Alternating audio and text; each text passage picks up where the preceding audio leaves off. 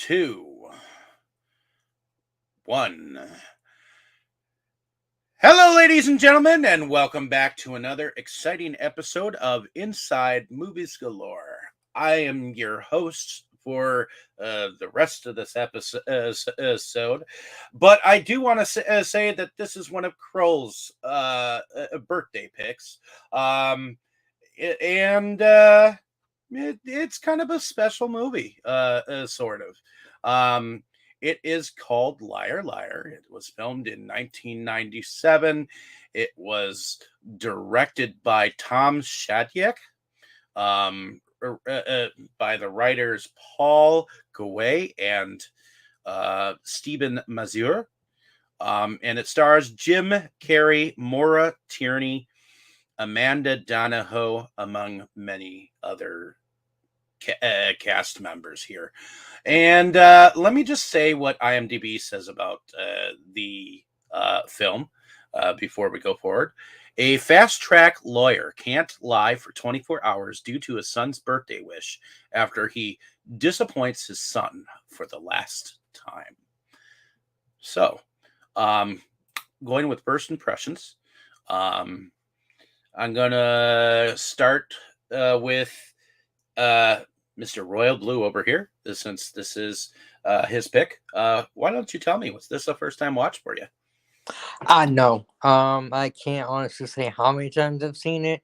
It's been quite a few. I absolutely love the movie. Laughed my ass off all the way through it. Each time, like it's the first. It's just a great. It's my favorite Jim Carrey comedy. And I pretty much like all of them. Most Jim Carrey movies in particular, but this one for some reason is just my favorite. It's really funny. I mean, we all talk about lawyers and lying and stuff, and the fact that he's probably the biggest liar of them all, and he isn't just lying in court. He's just lying everywhere. Everyone he talks to all the time, including his kid and everything. And the fact that he can't lie, and the lengths he goes through to try to and try to get out of court, and all this other stuff. And the fact is, he ended up winning his case, and then he realized, oh shit, he won his case, and he put the kids in this awful place and took them away from his loving father, and he's been a horrible father. So it's a great story. How he realizes that he was putting his job and everything in front of his son, and it teaches you a lesson, and makes you laugh your ass off along the way. So it's just overall great movie. Alrighty, is that the end of your first impression then? Yes, sir. Alrighty, going over to you, Tammy. Was this a first-time watch for you? No, I've seen it many, many times, and I have to agree with Kroll. I like a lot of Jim Carrey movies, but I honestly laugh through most of this one every time I see it. So it's just got so many different things, and then as funny as it is, and as off the wall as some of the humor is, it's nice that it actually has like a meaning to it in the end too. So, you have all of this off the wall humor and everything, but it really does have like a very down to earth meaning behind it, which I think is neat in a movie like this. Okay, So, is that the end of your first impression then? yep. Alrighty, heading over to you, Mo. Was this a first-time watch for you? Oh no, much like everybody else so far, Liar Liar is one I've seen a billion times. I think though, maybe straying away from the path here a little bit. My impressions of it are kind of mixed over the years. Like initially I loved it, and it was one that on VHS that I watched all the time, and I still do love it. But looking back in hindsight, it does feel like he got a little bit weird with Cable Guy and then did this to like course correct because people didn't receive that well at the time, even though it's a goddamn masterpiece. Um, so this was him doing some safe ass shit for sure. that he knew would be funny because he's Jim Carrey. You know, with that aside, I've got, you know, different reasons I'm fond of Cable Guy nowadays, like the fact that Carrie Ells is so sickeningly sweet. It's downright creepy and kind of sinister. That guy for sure has someone chopped up in his freezer. You know, so it's just it's got things going for it that I really like. Jennifer Tilly being involved in it is not least among them, you know, so that's something I'm a fan of these days. I think it's Liar Liar's still got a lot going for it, and it's still a great Jim Carrey movie. Wasn't it kind of his last straight up funny movie for a while too? Like Shit Afterwards kind of took more of like a thoughtful approach, I suppose, where it was shit like, you know, Truman Show or Eternal Sunshine or The Majestic or the fucking Man on the Moon movie, you know. So Liar Liar might have been the last of his straightforward goofball comedies, I guess you could call it. I would have to say that say that's true, because a lot of his film choices to be part of were a lot more meaningful, and and he tried to focus on his dramatic aspect than anything else. For a while, yeah. He brought it around to some bad and, like, you know, old school Dumb and Dumber humor with Me, Myself, and Irene, which was a fun. No. Hated that one. Somehow I knew that would be Jake's reaction. Me, Myself, and hated Irene that was one. absolutely hilarious. That was a riot. That one and How the Grinch Stole Christmas came between Man on the Moon and The Majestic, and he followed The Majestic with Bruce Almighty, which is kind of in the vein that this one is, maybe a little more serious. A little bit. So, yeah. A lot safer too, I feel like. I haven't seen The Majestic, but all the other movies I love. Yeah. Isn't that one where he washes on shore and they think he's like a soldier or some shit? The Majestic, where he has amnesia and ends up in a small town, directed by Frank Darabont, one of his underappreciated films. Yeah, for sure. Yeah, I haven't seen The Majestic as of yet myself. What? Are me and Jake the only ones? You definitely should. It's my favorite Carrey movie. It's not the only one. Since you are speaking, Brandon, why don't you tell us? Was this a first-time watch for you? Oh, no, not at all.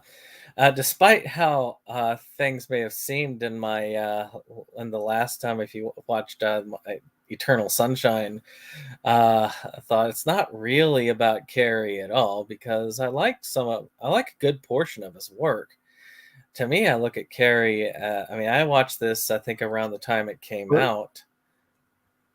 You were his biggest booster in last year's Versus Awards, if I remember correctly. Yeah, he went back to some of that, some of the well for his Sonic movies, but the man is an incredible actor, has incredible range, and then sad that Ace Ventura had kind of ruined it for a little while for him by kind of saying, "Oh, he's just a character actor and nothing else."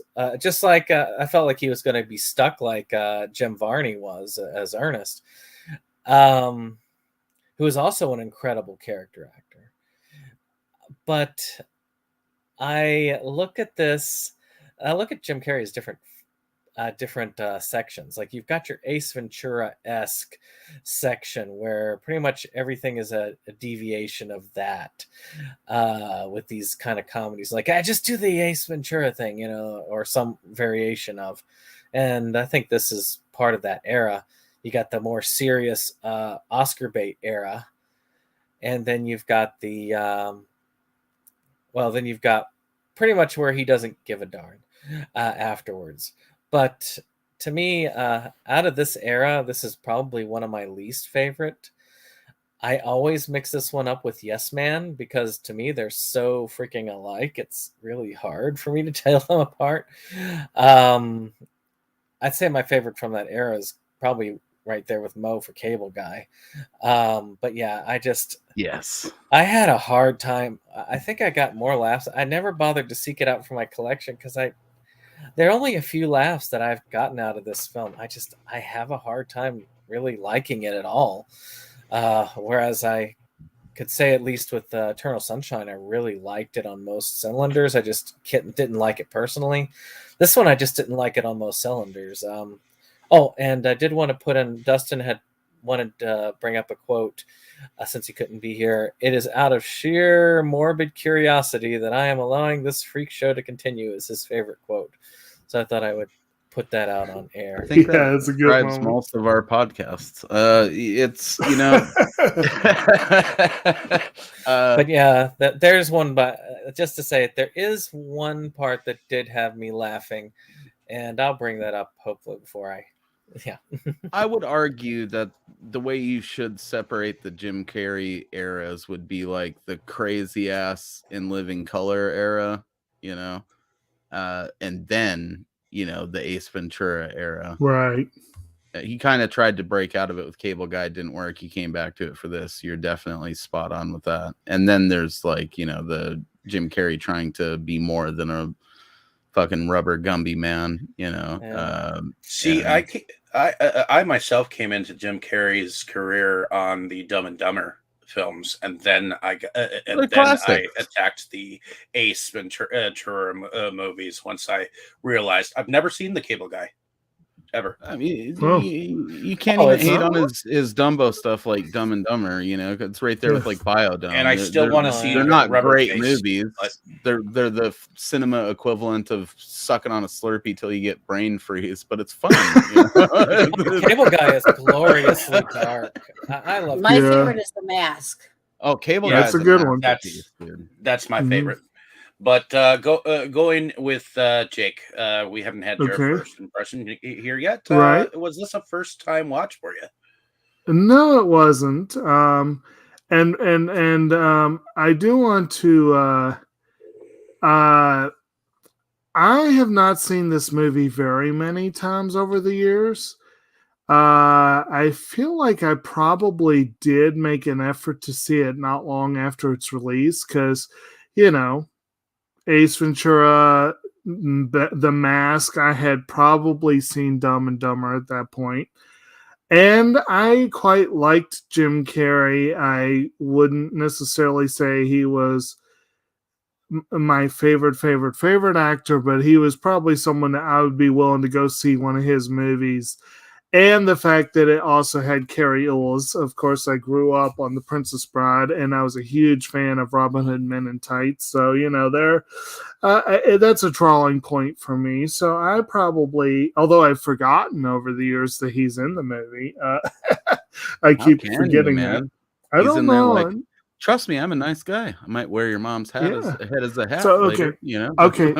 So I didn't really quite think about it that way, but he is a hospital administrator, right, in the film? Something like that. So- yeah, he's for He sure runs a hospital. cavorking people, you know, So in a sense, if we would like to, we, you know, with Eternal Sunshine, we talked about potential films they could have had to follow it. One could make the argument that this Yeah. is the prequel to Saw. or Carrie Ells in some type of a stepfather franchise where he moves from family to family trying to do the claw on the kids. Well, seriously though, wasn't he a hospital administrator Just in Saw? Imagine him as the I think dreaded so. pirate Yeah. Roberts Well- doing the claw. So he does this for 3 or 4 families, and he grows increasingly bitter at his inability to actually woo anyone and seal the deal, and These he kids like just me. What's the and problem? he ends up pissing off Jigsaw. But anyway, and the other thing that Mo mentioned that I will agree with that hit me hard this time, and I would say this is probably the second or third time I've seen the movie all the way through. I saw bits and pieces, I have no doubt, over the years, but this is probably only the second or third time, probably the first time in 20 years that I've seen this film. Could be. I'm not certain on that, but it seems likely. It is almost without a doubt, even though it's during that Ace Ventura era and Jim Carrey is definitely doing his rubber face shtick quite a bit in this film. It is, I would venture to say, along with Bruce Almighty, probably Yes Man, probably Fun with Dick and Jane. Those are probably his most mainstream films that he has done. This is a very safe movie. It's very mainstream. They were made for the red bucks. It's almost the opposite of Eternal Sunshine in that sense. And Kroll, again, I don't know how much thought you put into pairing these two, but it was a good pairing because you couldn't have gotten much further apart with Jim Carrey's films. Absolutely. Proof on that.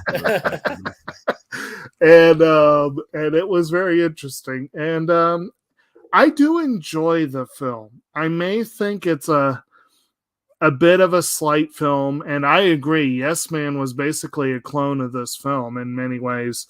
Jim Carrey playing it safe is a mixed thing in terms of trying to create a classic film. Yeah, it's but gonna in be terms pretty of fun, but it's not. It's going to be fun. Yes. Now, this one did not have what Bruce Almighty had. I mean, Morgan Freeman playing God. And not just that, playing the kind of God I imagine God should be, that would just sit back, pop open a beer, and watch stuff unfold. That, that made that movie pretty great. And but let's be honest, Morgan Freeman has saved a lot of movies. Okay, if it was just Tim Robbins and Shawshank Redemption, no one would give a fuck. If his eyebrows were in Dreamcatcher, the movie would be at least 2 stars, like less of a movie. Now this one does also have Mara Tierney, and she does a fine job. And there's some other fun people in there too. And I remember her from ER. If anyone remembers her from there. You know what? Weirdly, I was thinking about this just the other day too. The main thing I always remember from ER is there was a lot of scenes of them playing basketball on the roof and then like smoking cigarettes. Yeah. And that just doesn't, it's like even as a kid, I was like, these are doctors and they're like mixing fitness with fucking lung cancer. What the hell is going on? Right. Well, yeah. So anyway, yeah, I think my impression this time probably was not extraordinarily different from my first impression, which is, again, basically good film, a lot of fun, not a classic, but it's a very diverting film that I have few complaints on. Yeah. And I guess this isn't my first time watching this film. I get a kick out of Jim Carrey's roles. This is not my favorite of his roles, but it is charming because I love the father-son relationship in here. You can say anything you want about Jim Carrey or anything like that, but the father-son relationship in this movie is like the funnest father and relationship that I wish my dad had been that funny. Almost like Big Daddy and with Adam Sandler and which Big Daddy is another one of those daddy movies that those are films for dads, and this is a film for dads too. I suppose I can. Oh, sorry, go ahead. And there's a lot of like buddy father relationships that go on in movies. You get it with earlier with like getting even with dad and bringing down Man of the House with Jonathan Taylor Thomas and Chevy Chase. I mean, you got The Great Outdoors. Jungle. Yeah, Jungle to Jungle was another one. Yeah. Stepdad and Stepdad too. But it's a genre for sure. Regardless what anyone says, that's a great. On the outside of it, on the outside looking in, it looks like they have a great relationship when he's fucking there, But anyways, that being said, some of the humor does go out there, but you're gonna have that in a Jim Carrey movie. So it makes the best. I think it's So- in terms of dad movies, like you were mentioning, being a dad, I feel I'm uniquely suited to weigh in on that, and it is true. Liar Liar probably taught me lessons about parenthood before I ever was a parent. Like I'm not usually one of those parents that's gonna tell your kid maybe all the time. Like if you're gonna fucking say no, just say no, or if you can't do it, just say, yeah, no, we can't. I'm sorry. Because when you always get their hopes up and lie to them, that's where you get kids wishing you into some Freaky Friday fucking situation like in this movie. It came true. Well, in any case, let's talk about some of the characters. What do we think about Jim Carrey's character here? As He's a sleaze bag. I mean, at the beginning, he's definitely a sleaze Yeah. bag. I mean, he does love his son. You can tell that, but he's still A slimy ass lawyer. Yeah, his focus is his career, and nothing's gonna get in the way of that. And he has the very, very lawyerly name of Fletcher Reed. I do have to admit that is a lawyer name there. I love how they're always saying Mr. Reed, and it sounds like mystery every time they say his name, which is really cool. Especially the judge, so he's always saying his name is Mr. Reed. It sounds like mystery, which I just love that. But yeah, it definitely has a lawyer name, and he drives a lawyer car, and I love in the beginning when the teacher's asking the kids, what do your parents do? He's like, oh, my mom's a teacher. What does your dad do? He's a liar. I'm sure you don't mean a liar. Well, he wears a suit and goes to court and talks to the judge. Oh, you mean a lawyer? Yeah, And he just shrugs like, Yeah. I kind of meant liar, but you can say liar. Well, they kind of sound alike, which is They do, yeah. They do, which is pretty funny because they are pretty much the same thing. Lawyer. I do gotta just say that kid gives me some bad flashbacks to a time when my mom decided on my haircut and my pants. I think a lot of parents were giving their kids the Jonathan Taylor Thomas haircut for a few years there and forcing them into some ill-fitting denim, and y'all owe us an apology. Well, I know. Haircut. I thought it was neat. Well, I know the kid was wearing something with buttons, and I know as a kid I never liked things with buttons. It was just something that I just didn't like. My mom kept wanting to put me in them. So, but in any case, we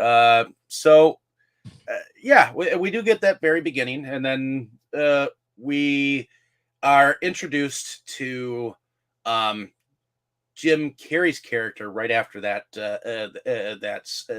scene where he says his dad is a liar, and he's basically going.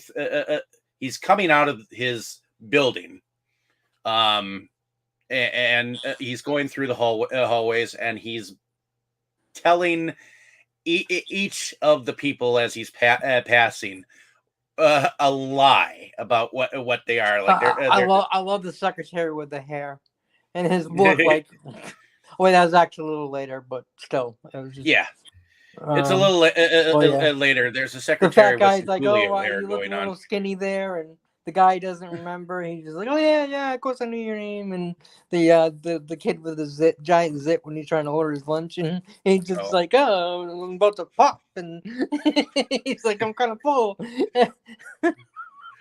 and the facial expressions that he gives, those are just he's such a great action. I mean, not action, but he speaks volumes with his body. Yeah, definitely. But basically, he is evidently known to be like the best liar that is in this firm that he is working for. And there is a case that comes up in his firm that and I'll get back to the backstory story in a moment. I just want to talk about the firm and what is happening in the background here, because there is a case that happens where a woman has had some infidelity, and she's 7. Well, that doesn't matter. Yeah. Well, it's a funny thing that they keep, he's saying one and she's like 7, and And I Well- gotta say, Jennifer Tilly plays that character perfectly. Oh, she does, she does. such, yeah. She's Well, because Jennifer Tilly was sent from the gods, and I mean, she's meant such an to evil, play- she's such an evil slut in this movie. She's meant exactly, and she embraces. You get an it, dude. introduction I mean, to Jennifer Tilly's she character is with that side boob 1000%. action. Well, dude, it's all boob action when you're dealing with Jennifer Tilly. She is 1000% the type of woman that I would like mortgage a house for and lose custody of a dog to after she finally left. And I would happily do it. I wouldn't erase any of those memories. Fuck you, Joel. That being said, we are introduced to Jennifer Tilly's character, where basically Smith Cole. the husband is trying to get custody of the children, and he is trying to get her to settle for like a $200 and whatever $1,000 settlement, and basically what Fletcher Wake up, brothers! No such thing as a weaker sex. he basically convinces her to not settle because She's the victim. correct. And he is convinced that he'll be able to win the case by doing whatever he does best, which is lying. And the lady lawyer knows that, so that is why she's chosen him. In fact, she was talking with a lawyer before this, Who and he says refused that to lie. I refuse to lie. Well, then I will just find someone who does. Enter Jimmy Carrey's character. Meanwhile, Fletcher is or has been divorced by his wife, and his wife has moved on to a stick in the mud dude played by Carrie Elwes.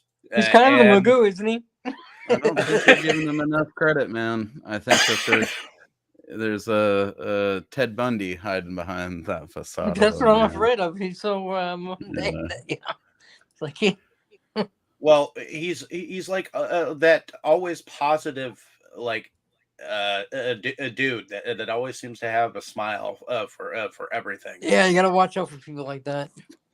Yeah, dude. When you have that stepdad that tries to be your best friend, it's like, what the fuck's wrong with you, dude? And the fact that he Go calls the kid by Reagan's nickname, just that ought to send out warning signals right there. Yeah.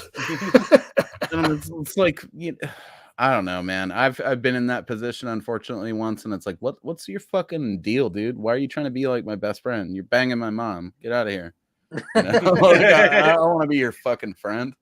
You know. And well, then maybe on his point, as time goes on, if they just are normal about it, then you can like be cool with the dude. Well, this is his point. He's trying to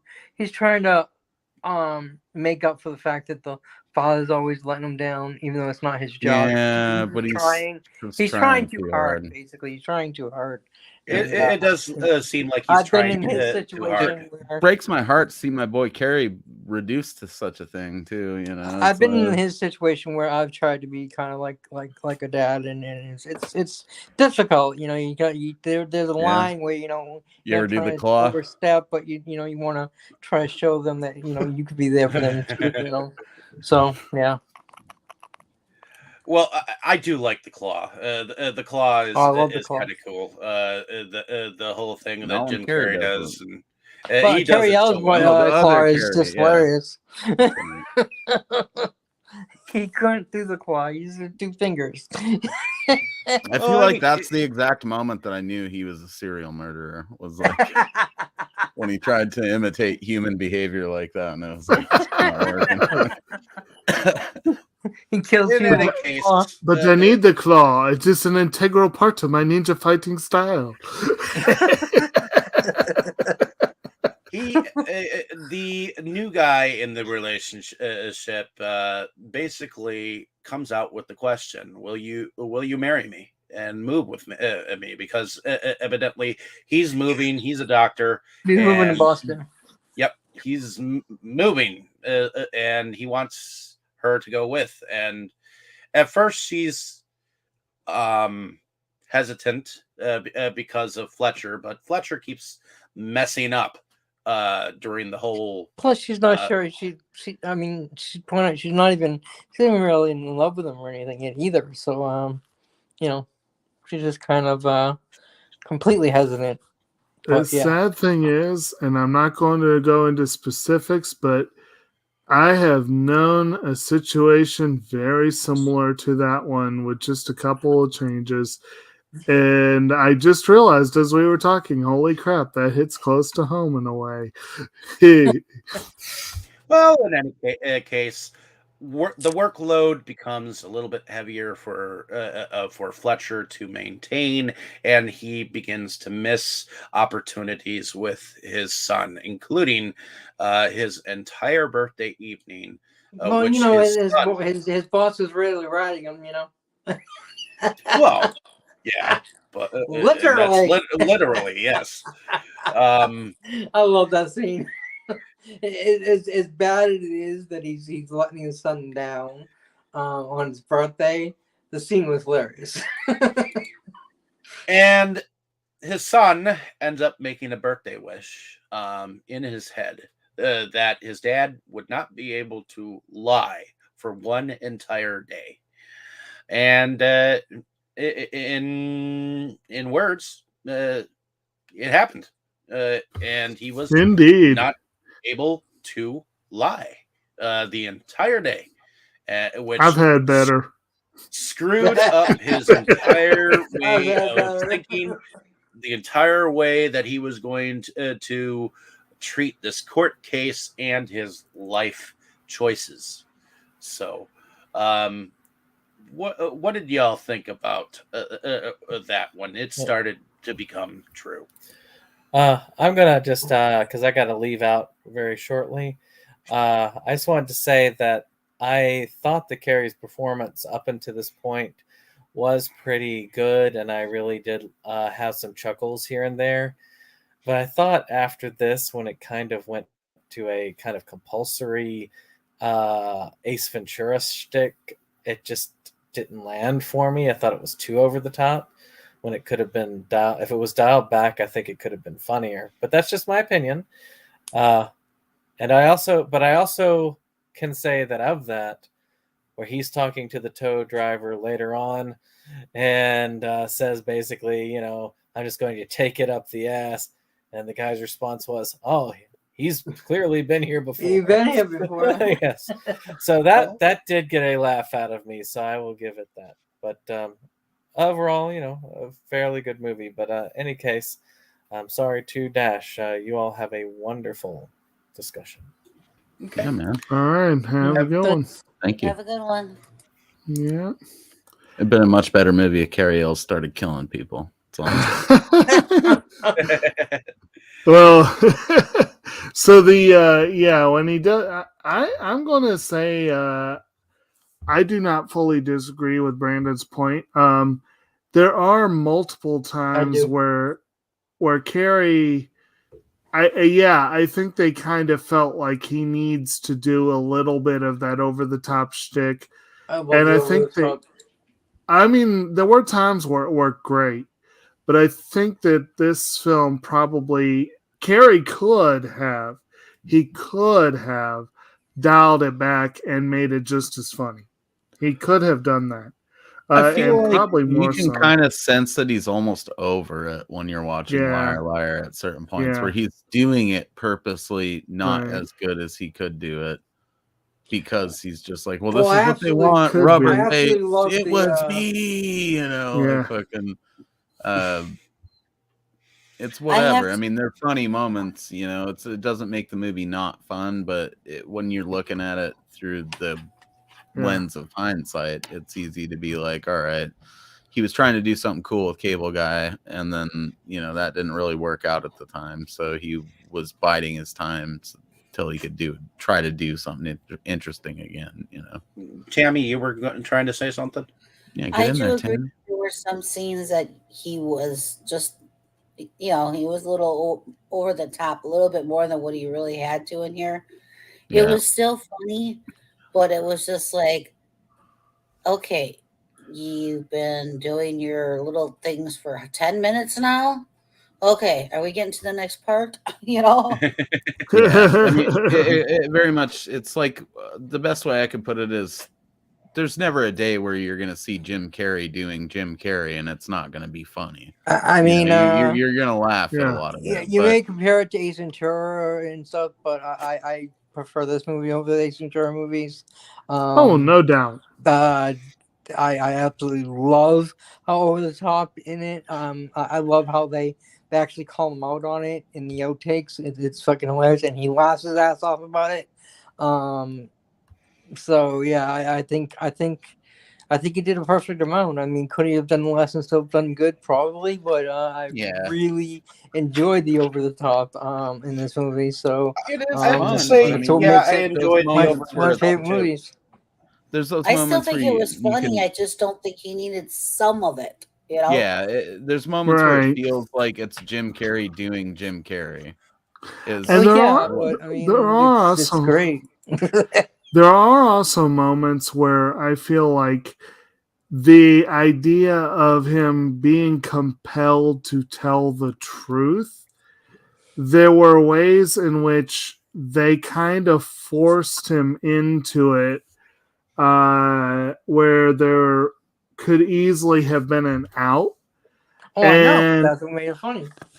Well, yes and no. Like, in terms of looking at it as, I would love to look at this as a quality film. There were a couple quality comedy. Yes, but you can have a quality comedy that doesn't fall apart at the seams. And there were a couple of scenes that, in the worst one for me, was when the judge asked him point blank, "Can you continue today?"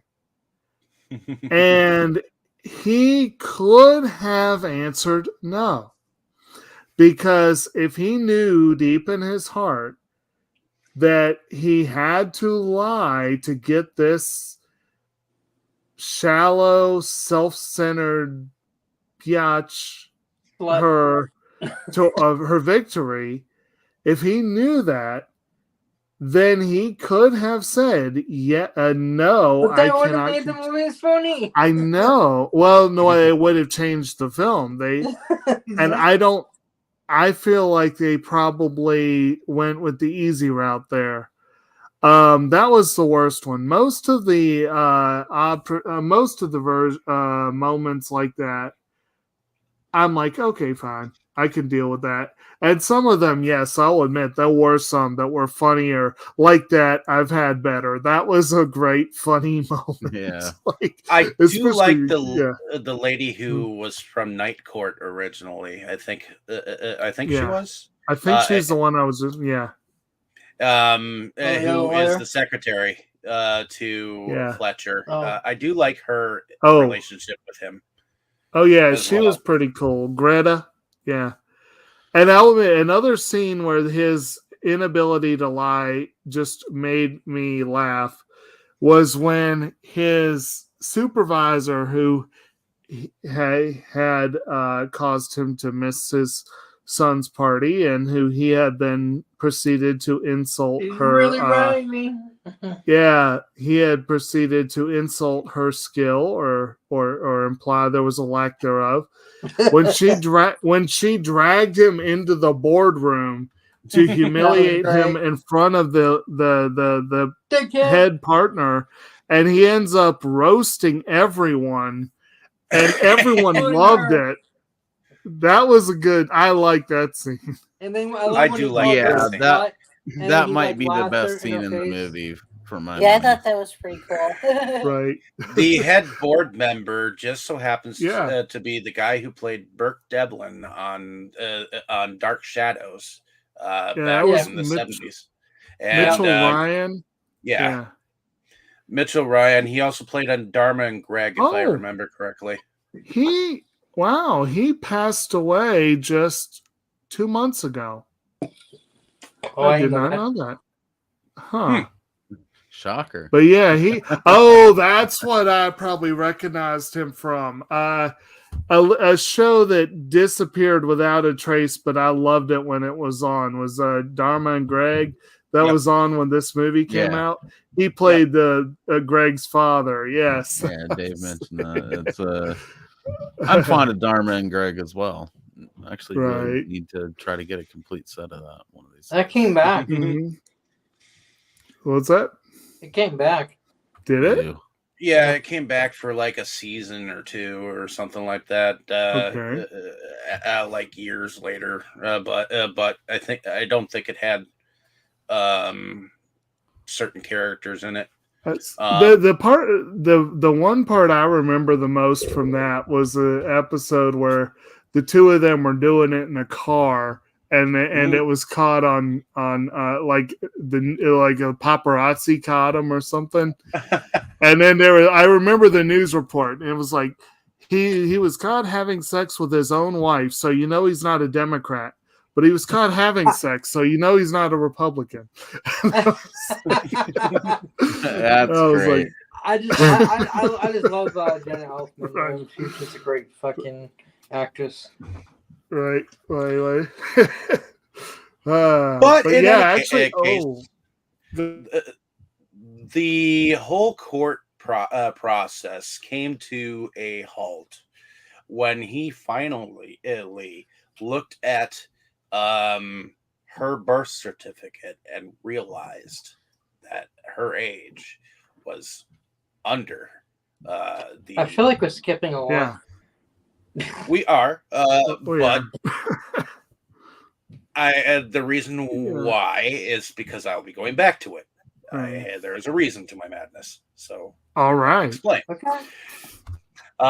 So the whole court proceedings did come to a halt when he realized that she was a minor when the prenuptials were she was 17 years old when but the whole that came about was priceless. Going backwards though, he actually kicked his own ass. Yeah, that we used to scream that in the bathroom all the time in school back in the day. Yeah, because it was just funny. Like, I'm kicking my own ass. Do you mind? Right. That is like the best line in the movie. There's a moment in an elevator where he just says the wrong thing because you got to big the boobs. wrong lady. Oh, mama! I just want to suck him. Mama. Punch. I love that shit. I use that GIF all the time. That's how much. He did the same GIF in Me, Myself, and Irene to a mother and her no, he doesn't do that. He straight up suckles the titty. Like that's one of my favorite scenes in the whole movie, dude. Like she's sitting at that water fountain breastfeeding her baby, and then all of a sudden she hears it crying, but something's still breastfeeding, and she looks down and Jim Carrey's right there. And I think she slaps him and he has a milk mustache afterwards. It's so fucking stupid. I love every moment of it. I don't even remember that. Oh, that was great. But in any case, he just has little moments, like when Greta comes in and tries to get him to answer like all the questions. Are you your mother called? Are you home now? Are you off vacation? Yes. No. No. He's pointing that up to me, but we gotta make it pretend. You know, he knows he can lie. He's like, okay, I just have to focus, and I can lie. He pulls up a blue pen, and he's gonna say it's red. So you know, he pulls it up. It's yeah, the whole royal blue. And then finally, you know, he says, he screams, with that a royal lot. blue, and then she walks in and he has blue written all over his face. Literally the word blue written everywhere on his face, and he's There's fighting with a pen. There's also another moment with Greta where he basically convinces her that he can actually tell no lies, and he said, "Okay, I can prove it. Ask me anything." And she begins to say something about last Christmas when I wanted a bonus, a raise. a raise. Was it that you didn't want to pay out of your own pocket? And you told me that I couldn't have it, and they weren't allowing you to give it to me. So that there was that moment where she left, and not only that, You got this frame from Tiffany's? No, I got a garage sale. A garage sale. Trash. Not only that on the home front, his wife has finally said yes to moving because With Magoo. She is tired of seeing Fletcher make it seem like he's going to hang out and with their son, and he doesn't show up. He has reasons, and he lies. And basically, she up and gets on a plane, and while this whole court proceeding is happening, this all happens. And at the end of the court scene, he basically gets himself arrested. I found myself in contempt. And he gets one phone call, and he tries to call her. She's not having any of it. And who comes to his rescue? Greta. And basically after that, he basically supposedly realizes that he loves his son, and he wants to do what he can to save his relationship with his son. I think he always loved his son, dude. I think it's just, I love the way that he put that. But he loved his son more than his he job. realized that realized his that son was more important than he had before, because he obviously loved his job more than he loved his son at first. True. Well, having a job like he has, being he is a court appointed lawyer, appointed liar. That too. It is not easy, probably, for a father with that kind of a caseload to have a relationship with a son. I mean, work expects a lot of you. And that's one thing that I don't think was entirely taken in hand with the whole relationship with his wife, is that she didn't take into countenance how much was put on him. And I don't think he... Well, he was also having more sex than she was while they were married, so there was that. Something like that. Enjoy my wife, Jerry. Giggity, giggity. What did you think? What did y'all think about that whole airport scene? Him stealing the stairs and chasing the plane, coming out of the suitcase. Interesting. Oh, it's peak cornball comedy shit that can only happen in the 90s, I did make finales to movies like that anymore. Well, now we know how come the airline loses luggage. Yeah. That's probably why those people are so fucking irritable too on there, where they're like, "Sir, calm down." So many hopeless romantics out there trying to save their marriages that they got to steal the luggage, huh? Right. You'd be under so many federal fucking crimes right there if you did that shit. You can't interfere with that stuff. Jim Well, Carrey would have that's probably why went he to said the jail good thing for is way like both his longer. legs broken, so they're not going to take him straight to jail. True. Is there I guess anything good catch. that you guys think that I have missed throughout this film so far? Yep. Okay. Well, Is there anything you'd like to talk about? Not anything particular at the moment. Okay. You were One thing going to say something?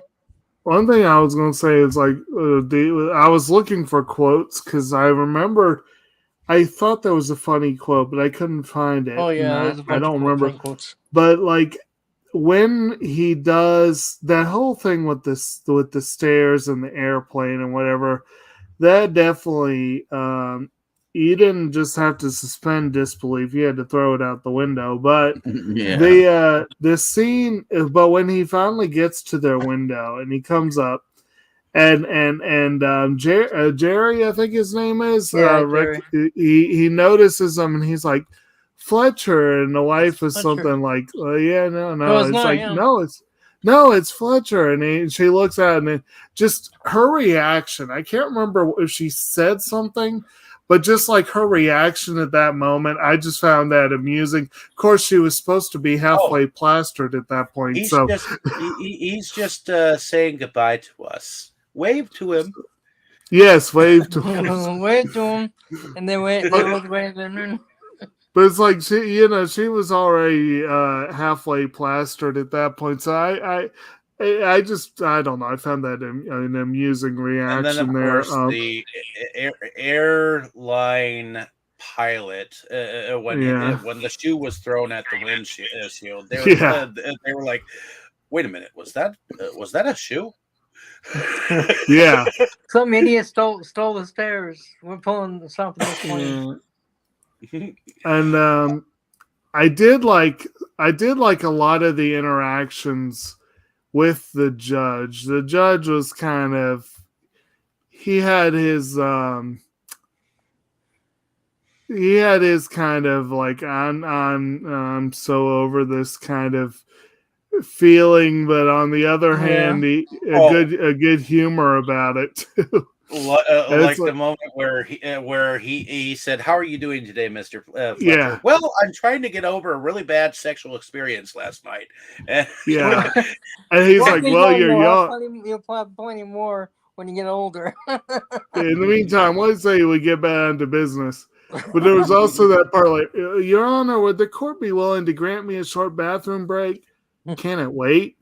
Yes, it can, but I've heard that if you hold it, it could damage the prostate gland.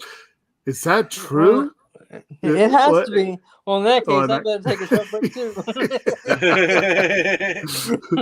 Yeah, I thought that was kind of amusing. Objection overruled. Why? Because it hurts my case. And then, of course, he's badgering the witness. It's his witness. Well, as pointed out already, there was that it is only out of sheer morbid curiosity I'm allowing this freak show to continue. Yes, that was a good quote, I'll admit. One of the funniest lines, though, actually was in the outtakes, actually in the film, when they're yelling at each other, the two lawyers, and he's like Jezebel, and she's like overactor, and he's supposed to say his name, and he just cracks up laughing. He's like, "Oh no, they're on to me."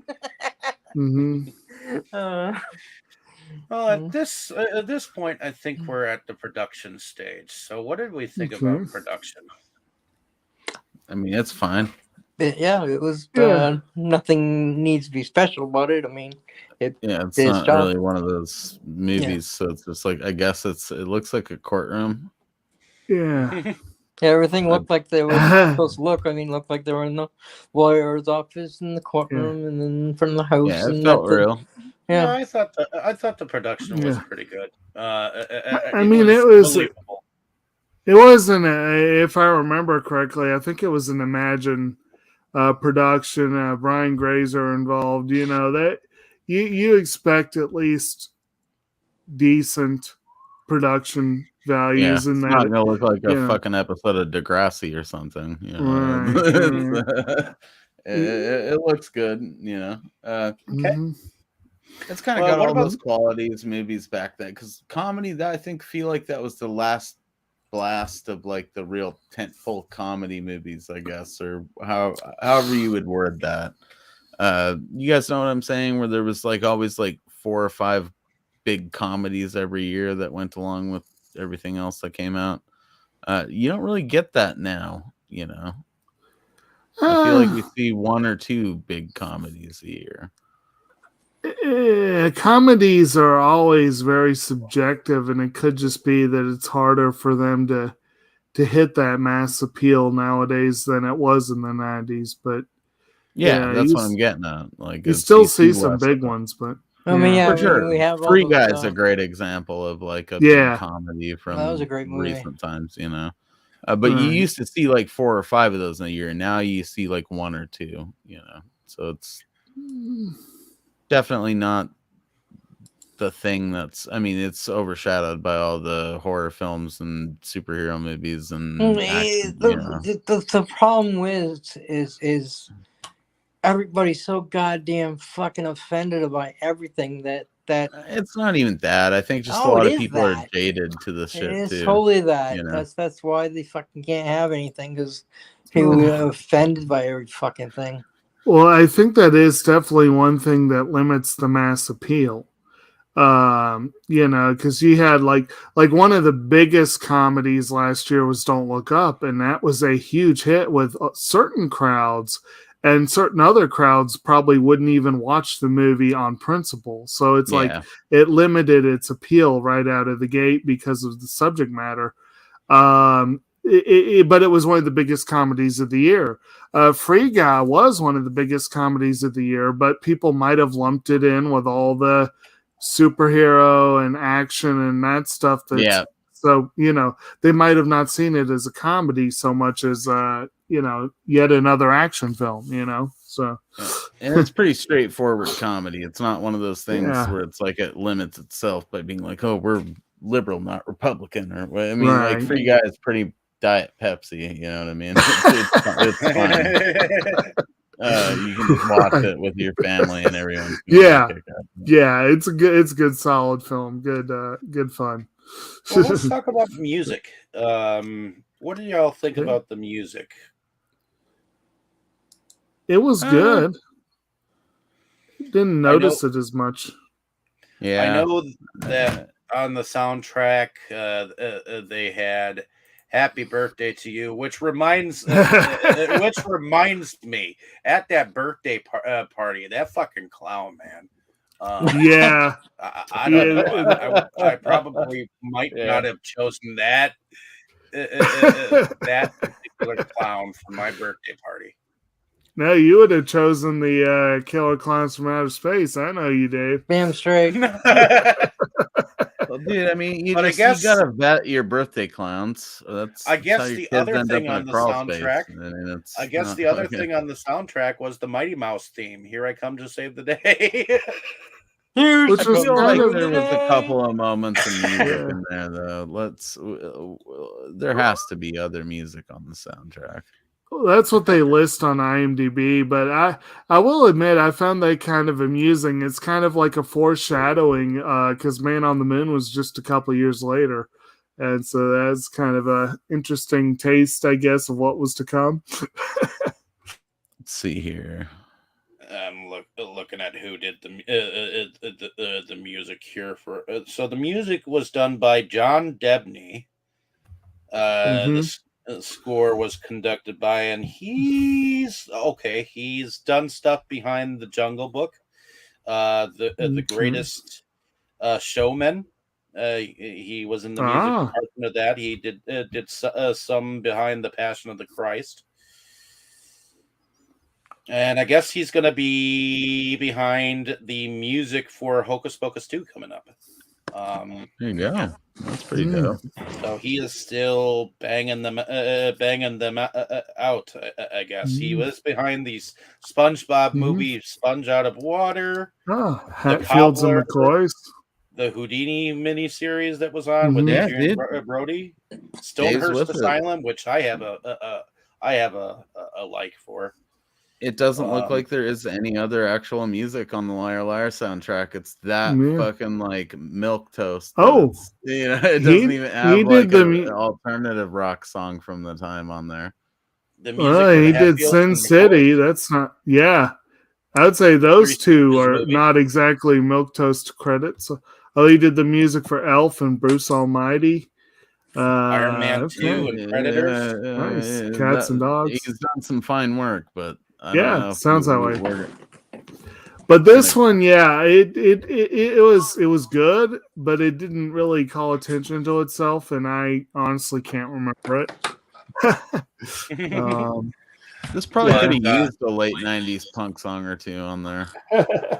Yeah, it might Right. have gave the movie a little bit more of a wider appeal nowadays, or It's some just type of interesting to alternative know music. that the guy has kind of a good reputation behind some Oh, some yeah. films that he's done. Oh yeah. So, but Oh. in any case, let's go into favorite scenes, everyone. Okay. I guess I'll start with you, Tammy. Why don't you tell us? Did you have a favorite character or favorite scene? Well, of course, Jim Carrey is my favorite character. A favorite scene? And this one is kind of hard, Well, So I hear. I don't know.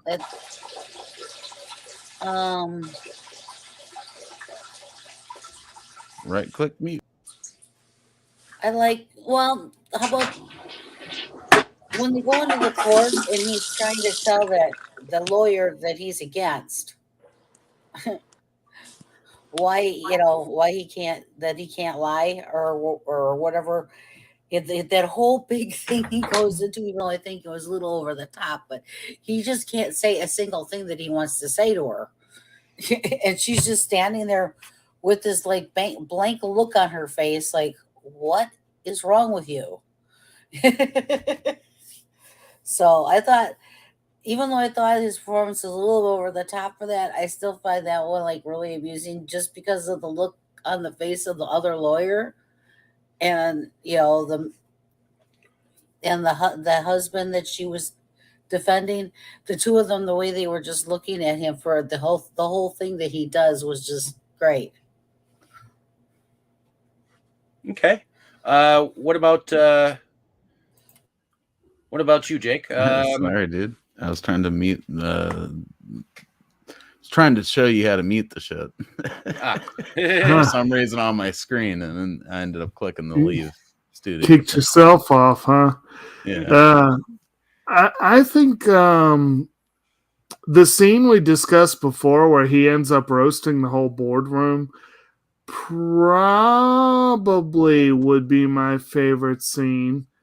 I do like the way they had him still manage to win his case by pulling that weird little trick at the end, and then him basically having that, oh my God, what have I done sort of moment. I mean, that's kind of an interesting way of playing it out. But I think overall, my favorite scene probably would be that boardroom scene.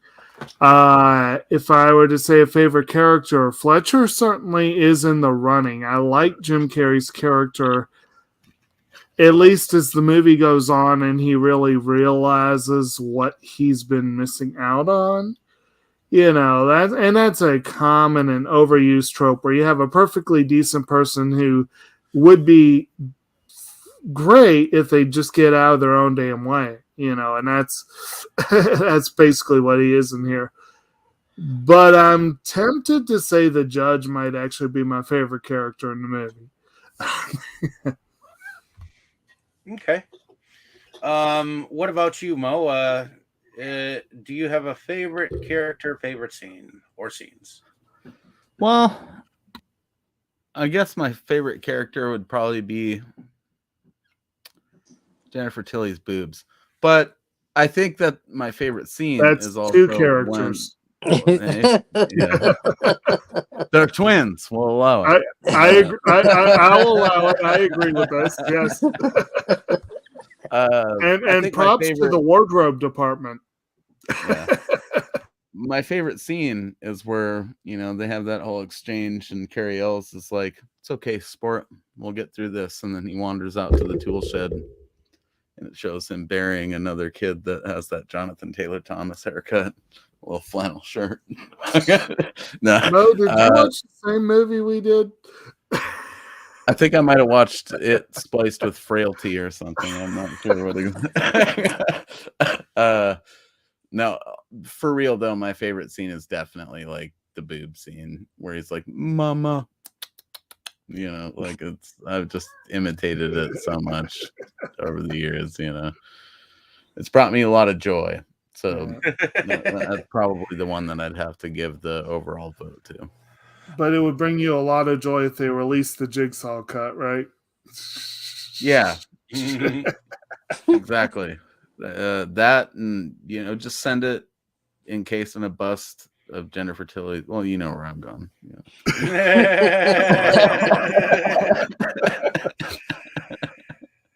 Alrighty, heading over to you, Kroll.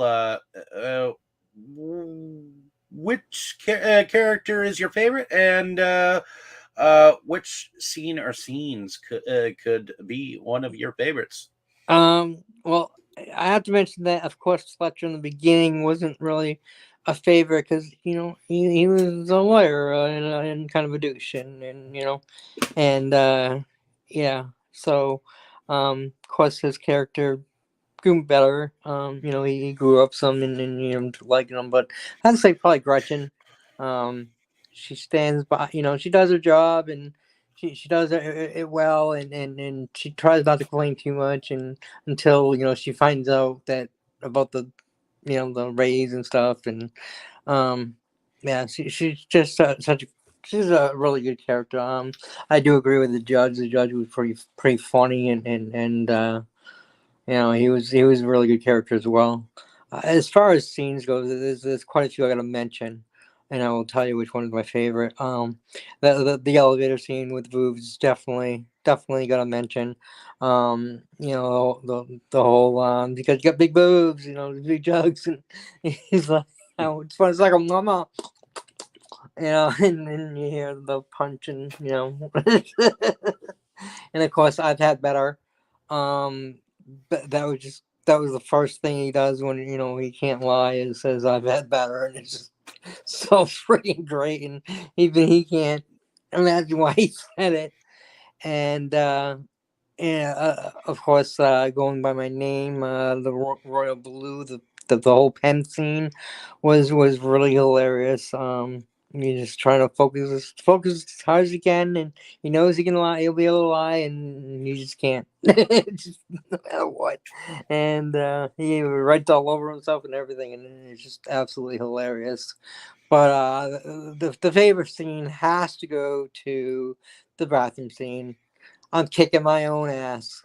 Do you mind? I've been quoting that since the first time I saw that movie, and I still quote it to this day at certain times. I'm telling you, that used to be the thing to do in like the bathroom at school. Was you'd slam the door super hard when you knew someone was outside, and you'd be like, "I'm kicking my own ass. Do you mind?" Awesome. That's awesome. So that has to. There's some great scenes in this movie and everything, but that is definitely stands out the most. The one I remember the most, that and the pen is probably the very close second that I remember.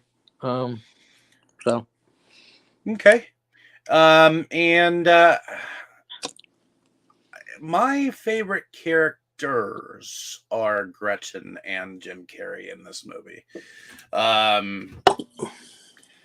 Jim Carrey, I get a kick out of him every time. Yes, he was over the top in this movie, but it was made meant it great. to be over the top. Made it a better movie. I agree. And, oh yeah, for sure, dude. I mean, but I was just agreeing with you. Kroll, I agree with you. The bathroom scene is my favorite, but I do I do enjoy the titty scene. Oh yeah, the titty scene was fucking great. I definitely enjoyed the titty scene. I knew that was going Don't to be get me one wrong. of Dave's favorites before we even started the conversation. Especially since they, since in the credits they actually do a blooper where he. Well, he's like, up or I just want to whatever. be a boxer and bounce those babies, and she just cracks up laughing. I do gotta say though, Dave, your penchant for boobies makes me jealous. Don't you appreciate my tits anymore? Sorry, I'll work on it. I'm just not into pecs. But anyways, He's really a pet. I mean, he has more movies, maybe. But I got a sweet I'm set just of moves. fine with my old ladies. Okay. My milkshake brings all the boys to the yard. You know? Do not call me an old lady. Do not ever call me an old lady, or you won't be fine with them. I believe he was referring to me. Okay, girl, check it. he's talking about Mo's old ladies. Check that aggression. That's my man. Okay.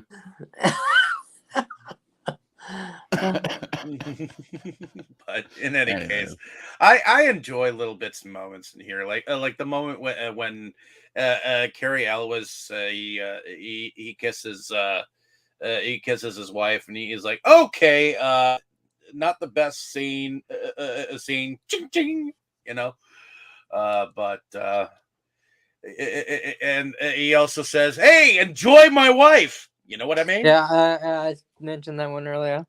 He's like, my plan to phase myself out of my son's life has been complete.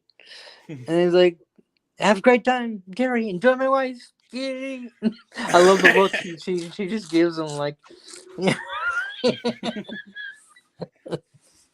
Well, in that case, I think we have come to an end. But hopefully, you, ladies and gentlemen, have enjoyed our discussion on this film. And don't take our word for it. Just go out and watch it. And I think it ended on a good note too.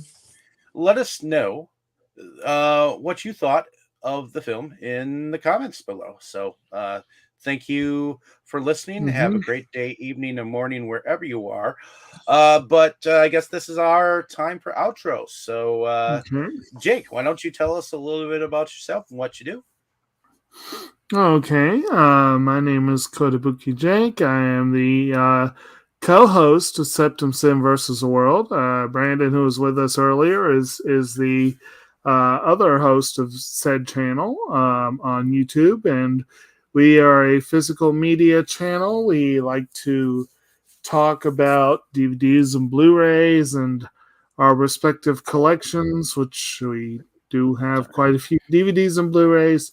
We also do other assorted content, including last month we had a really fun anime discussion on Konosuba, God's Blessing on This Wonderful World. This month we'll be doing Sayonara Zetsubo Sensei, which is a true classic that I've been waiting for some time to add to the collection. Of course, we're also gearing up for the 2022 Versus Awards, where we'll be looking at the best films of 2021 according to Film Geeks. And it should be an interesting and eclectic list. Let's put it that way. Anyway, we've got, and then of course for me, I don't get as much time for viewing as I would like, but I still make plenty of time to watch stuff for this channel and Delusions of Grandeur, which we did Eternal Sunshine on earlier, and then also My Neighbor Totoro for something I'm sure Mo will talk about here shortly. But I also work full-time and co-founded a native plant nursery that this is the busy season, and we'll be having a market tomorrow. So, it's good, lots of stuff going on. So, question, if I order a plant from you, or is that even an option? We don't do mail order now. You can't hook me with some seeds or some spores or something. You'll never know. Come on, man. He wants to buy an Audrey too. Heading over to you, Tammy. Why don't you tell us a little bit about yourself and what you do? I go on here and talk about movies, and then on Sunday I'm on another one. With David, and I like collecting myself. I like listening to everybody else's opinions and learning more about the movies. And then in the summer, if it ever gets here, I'll be taking out my 1972 Grand Prix and have fun. Okay. Tammy is also a certified werewolf nut. Yeah, so we've talked about this in previous discussions. One of these days, we got to do a werewolf and vampire podcast. Oh yeah, us all throwing in and talking about all that shit. Because definitely, I love Sounds vampires. cool. I do enjoy werewolves too. I love vampires. Well, that's why you and David get along so well, right? It's probably also why he enjoys hair metal, you know. Because it's fucking awesome. Yeah. Why don't you? Why don't dude looks like a lady? That's why don't you, Mo, tell us a little bit about yourself and what you do? I'm just Mo. I make movies, or not movies, videos about movies that we put online sometimes. We did a pretty rad stream last night with David. It was a solid time. And Carl. Yeah, you were there too. I even had a pickup. Thank you. I even had a pickup. No, yeah, you did. I think it was like a thing of milk bones, a can of Pringles, my and a tablet, you jerk. Yeah, I mean, I'm known to do reviews from time to time. I'm, getting into the live stream racket, or have been for the last portion of this year. So come on over, hang out. We're going to be doing a stream tomorrow that's just general discussion about whatever people want. Hump Day Hijinks, baby. It's basically just movies, music, video games, etc. Whatever you want to come in there and talk about. So okay. Very cool. Hope to see some of you guys out there. Hope to see what's that, Jake? I was gonna say, you want to go and plug your Ghibli-thon? Well, yeah, we're gonna talk about that. Oh, yeah. Okay. In addition to that, we are also doing our monthly Ghibli discussions, and the last one went particularly well. So I would highly recommend checking out our My Neighbor Totoro discussion. Me and Jacob really unearthed the idea of the trauma cut, which is yes, a much better version of Totoro than you have seen in the past. So I highly recommend getting over there and checking out our talks about that, because we were on some good stuff for quite a while there, actually. Yes, apparently the first English dub of My Neighbor Totoro was produced by the folks at Trauma. Yes, so it was, at least at one point, a Trauma movie, which is the best news that I've got all year. So, check out that discussion for my reaction upon hearing this glorious news from our friend Jacob, and just really good talks about what the Trauma cut could have been. The flagship title for Lloyd Kaufman's new venture, Trauma Kids.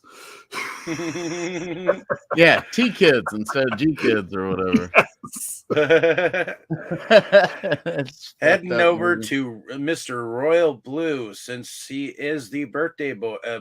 Why don't you tell us a little bit about yourself and what you do? Well, I'm disabled, so I don't work, but I do watch movies and TV shows. I read, and I play games. I have 3 phones, 2 tablets, computer with 2 monitors now.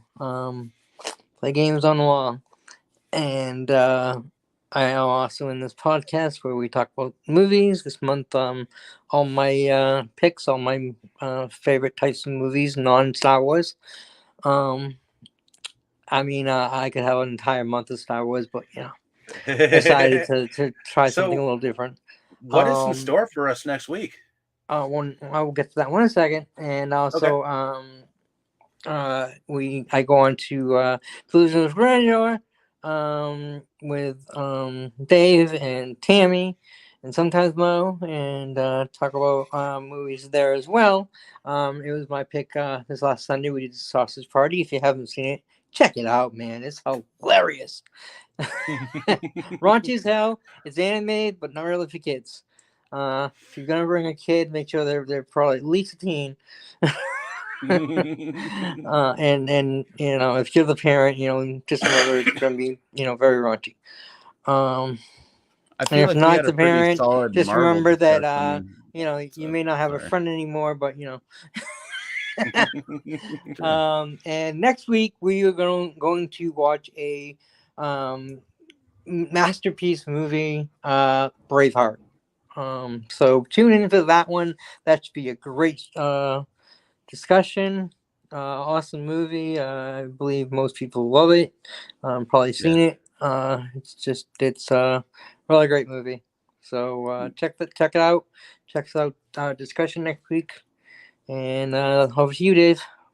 Alrighty. I assure And, you, by the end of it, you will know exactly how to shoot lightning bolts from your arse. Okay? We're gonna get to the bottom And of you it. will also know freedom. and Yeah. toot like Tutankhamen. But I feel like we're anyways. all going to be training like Dragon Ball Z style to shoot those lightning bolts from our ass next week. And Well, the thought of that is what's propelling me into this conversation. So I does hope in that's working for Dragonheart you. 2 when the dragon shoots fireballs out his ass count? Can you replicate that, David? Because if you can, I'd really I'd like to love bring that to. to the table. I'd love to, but maybe I have to do a few practice rounds first. He already does. Believe me, give it a he already try. does. Let's. Okay, I think love Chuck you and see Larry the this potential. another day though. I believe we My could name make is some David. type of a harness that fits on your ass that keeps a little flame lit for when you need to light those farts. Okay. I My believe name in is human Go ahead. I'm sorry. My name is David Streggy. I am one of the founding fathers of Inside Movies Galore. So thank you for coming along with us on this intrepid journey inside the mind of Kroll. So thank you for bringing this film to these films to the table.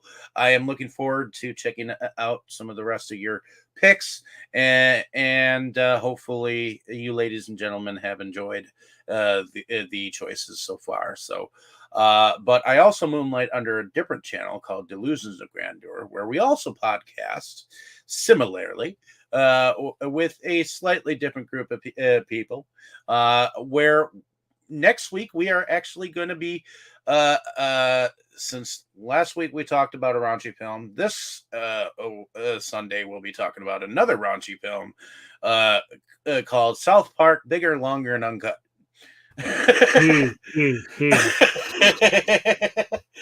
So join us. Thank you, Sunday. Gary bastards.